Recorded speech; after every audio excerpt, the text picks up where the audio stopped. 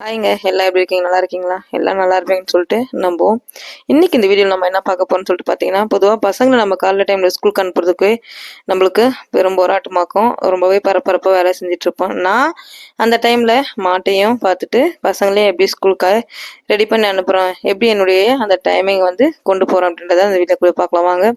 வீடியோக்குள்ள போயிட்டு பார்க்கறதுக்கு முன்னாடி நீங்க இப்பதான் நம்ம சேனலை ஃபர்ஸ்ட் டைம் பார்க்குறீங்கன்னா மறக்காம நம்ம சேனலை சப்ஸ்கிரைப் பண்ணி வச்சுக்கோங்க. பக்கத்தில் இருக்க பெல் ஐக்கனை கிளிக் பண்ணிட்டு ஹால் அப்படின்ற ஒரு பட்டன் வரும், அதை கிளிக் பண்ணிட்டு தொடர்ந்து வீடியோ ஸ்கிப் பண்ணாமல் பாருங்க. வாங்க இப்போ வீடியோக்குள்ளே போகலாம். சாதம் வந்து ஃபஸ்ட்டே வச்சுட்டேன். ஏன்னா காலையிலே சாதம் வடிச்சு வச்சிட்டேன். பாப்பா ஸ்கூலுக்கு போகிற மாதிரி இருந்தால் நேரத்துலேயே சமைச்சு அவளுக்கு கொடுத்து அனுப்பிச்சிடுவேன்.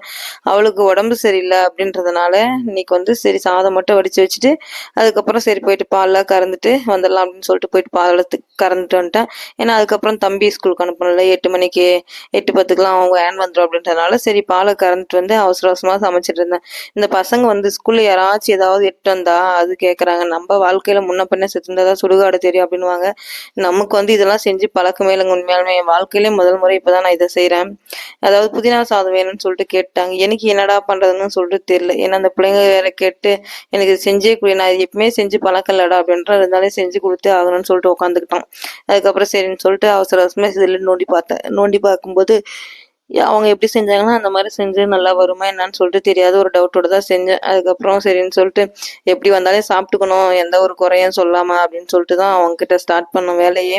அதுக்கப்புறம் சரி சாதம் ஆல்ரெடி வடித்து வச்சுட்டு போனதுனால டக்குன்னு வந்து அது மட்டும் அந்த புதினா ரைஸுக்கு தேவையானது மட்டும் பச்சை மிளகா அந்த இது இஞ்சி பூண்டு யூடியூப்ல வீடியோ பார்த்து தான் செஞ்சேன். அதுக்கப்புறம் அதை மட்டும் இந்த இஞ்சி பூண்டு பச்சை மிளகா இதெல்லாம் போட்டு ஆட்டி, ஒரு சிலர் புளி போட்டாங்க, நானும் சும்மா லைட்டாக போட்டேன். ஏன்னா அது சாதம் மதியத்துக்குள்ளேயே கொஞ்சம் கெடாமல் இருக்கணும் அப்படின்றதுனால போட்டு கடலப்பருப்பு இதெல்லாம் போட்டு வதக்கினேன். அந்த பரபரப்பான டைம்ல ஏன்னா நம்ம சமைக்கிற வேலைன்னா மட்டும் சரியா போயிடும். ஆனா அந்த மாட்டையும் பார்த்துட்டு அந்த வேலையும் பார்த்துட்டு இந்த வேலையும் பார்க்கறதுக்குள்ள அடுப்பு மேல் பாலை கறந்து வச்சுட்டு வந்து இதை போட்டு ஆட்டிட்டு இருந்தேன். அந்த கேப்ல பால்கார் வந்துட்டாங்க. அடுப்பு பற்ற வச்சதை மறந்துட்டு அந்த பருப்புலாம் போட்டேன், கடலப்பருப்பு உளுந்து இதெல்லாம் போட்டேன். அது பால்கார் வந்து 6 அடிக்கும் டக்குன்னு நான் வெளியே போனேன் பாரு. சரி பாப்பாவுக்கு உடம்பு சரியில்லாத அவள் படுத்துருந்தான்.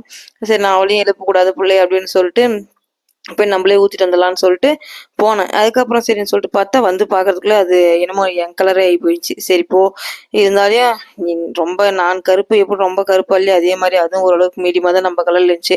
இன்னைக்கு ஒரு நாளைக்கு அட்ஜஸ்ட் பண்ணிக்கலாம் போ அப்படின்னு சொல்லிட்டு நான் என்ன பண்ணிட்டேன்னா அதுக்கப்புறம் சரின்னு சொல்லிட்டு அதை அப்படியே போட்டு ரெடி பண்ணிட்டு சரி எடுத்துட்டு தான் இல்லாமான்னு பார்த்தா சரி எண்ணெய் எல்லாம் வேஸ்ட்டாக போயிடும் அப்படின்றதுனால சரி ஒரு நாளைக்கு ரொம்பலாம் தீயில ஒன்றும் இல்லை, சரி அப்படியே போட்டு செஞ்சுட்டு முடிச்சிட்டேன். அதுக்கப்புறம் சரி வாழைக்காய் வடிச்சு வச்சிருந்தேன். அதாவது நம்ம நினைக்குவோம் எப்படியாவது வந்து சீக்கிரமா செஞ்சிடலாம் அப்படின்ற மாதிரி தான் வேலை முடிஞ்சிடும், இவ்வளவுதாண்டா இந்த வேலை அப்படின்ற மாதிரி தான் நினைப்போம். ஆனா அப்பதான் வந்து வேலை இழுத்துட்டு போகும். அங்க ஒண்ணுமே செய்யாத மாதிரி தான் தெரியும், வேலை வந்து அப்படியே நீட்டா இழுத்துட்டே போகும். ஆனா வீட்டுல இருக்கிறவங்க என்ன தெரியுமா சொல்லுவாங்க, இன்னும் இவ்வளவு நேரம் சமைக்கிறியா அப்படின்னு சொல்லிட்டு சொல்லுவாங்க.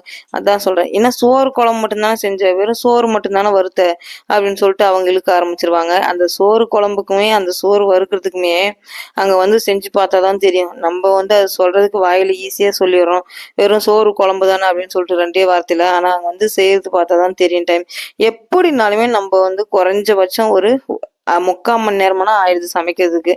சரிங்களா, அந்த மாதிரிதான் ஆகி போயிடுது. அதுவும் சரின்னு சொல்லிட்டு வாழைக்காய் 2 3 இருந்துச்சு, அதையும் போட்டு சரி பொரியல் பண்ணிடலாம் பசங்களுக்கு சாப்பாடு. சரி நம்மளே இது ஃபர்ஸ்ட் டைம் செஞ்சு கொடுக்குறோம், எப்படி நல்லா வருதா என்னன்னு சொல்லிட்டு தெரியல. அதுக்கு சரி கடிச்சிக்கிறதுக்கு ஏதாவது தொட்டுக்கிறதுக்கு இருந்தால் நல்லா இருக்கும் அப்படின்றதுனால சரி வாழைக்காய் பொரியல் பண்ணி கொடுத்துடலாம் அப்படின்னு சொல்லிட்டு ஆக்சுவலாக அதுக்கு முன்னே வந்து நான் வாழைக்காய் குழம்பு வைக்கிற மாதிரி தான் பிளான் பண்ணேன்.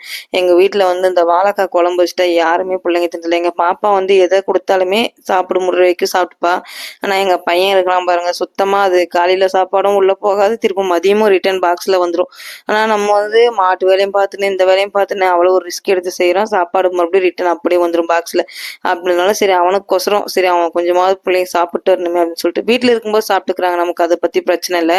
ஆனால் அந்த ஸ்கூல் போகிற டைமில் நம்ம பார்த்து பார்த்து அவங்களுக்கு பண்ண வேண்டியதாக இருக்குது. பொரியல்னா வச்சுக்கோ ஏன் சாப்பிட்டுப்போம், அதுவும் இந்த மாதிரி நல்லா உதிரி உதிரியாக ட்ரையாக கொடுத்தோம்னா அவன் வந்து சாப்பிட்டுப்போம். அப்படின்றனால தான் அவனுக்கோசரம் இந்த அளவுக்கு ஒரு ரிஸ்க்கு.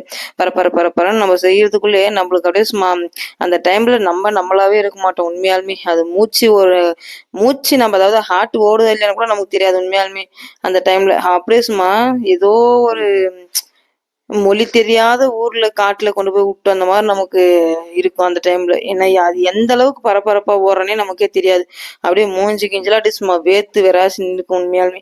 அவனுங்களுக்கு எல்லாம் போட்டு முடிச்சாதான் கொஞ்சம் உஸ்ஸுன்னு உட்காந்துக்கும். முன்னன்னா வச்சுக்கோயேன், என் ஃபேஸை பாருங்க எப்படி இருக்குதுன்னு சொல்லிட்டு. முன்னன்னா அவன் அந்த சைக்கிள் எடுத்துட்டு போயிடுவான். இப்ப அது வேற கொஞ்சம் ஏதோ பஞ்சர் ஆயிட்டு உக்காந்துக்குது. இப்ப நம்ம அதை கொண்டு போய் விட்டு வேற ஒண்ணு.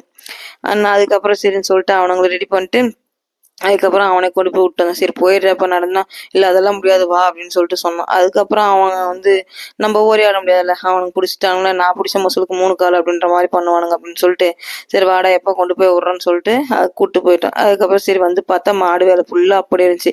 கட்டுத்தறி சுத்தம் பண்ணல, சாணி வரல, மாட்டுக்கு குளிச்சியும் காமிக்கல. ஒரு ஆளுக்கு உடம்புக்கு முடியலன்னா நமக்கு வேலை கையும் ஓடுறதில்ல காலும் ஓடுறதில்ல, எந்த ஒரு வேலையும் செய்ய முடியல.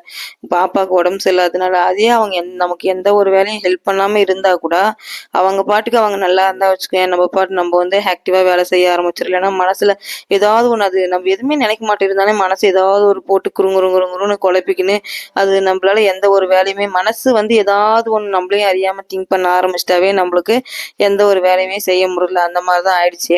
அதுக்கப்புறம் சரின்னு சொல்லிட்டு அந்த கண்ணுக்குட்டிங்களை வேற வெறும் உனியாவே இருந்துச்சு. அதுக்கப்புறம் சரின்னு சொல்லிட்டு அதை மருந்து அடிச்சுட்டு அதுக்கப்புறம் மாட்டுக்கு குளுத்தி போட்டுடலாம், குளுத்தி போட்டு காமிச்சிட்டு புடிச்சுன்னு போய் கட்டிக்கலாம் அப்படின்னு சொல்லிட்டு அந்த வேலையை பார்த்துட்டு இருந்தேன். ஒவ்வொரு நாளுமே ஏதாவது ஒரு இந்த மாதிரி ஒரு ஓட்டமா வந்து ஓட்டிட்டு இருக்க வேண்டியதா இருக்குது காலையில் டைம்ல. இன்னைக்கு அந்த மாதிரி தான் சரி. ஏன்னா நமக்கு இதையும் முக்கியம் அதையும் முக்கியம். அதாவது மாடு கண் நம்ம இப்போ நம்மளால முடியாதுன்னு சொல்லிட்டு ஓட்டிடலாம்.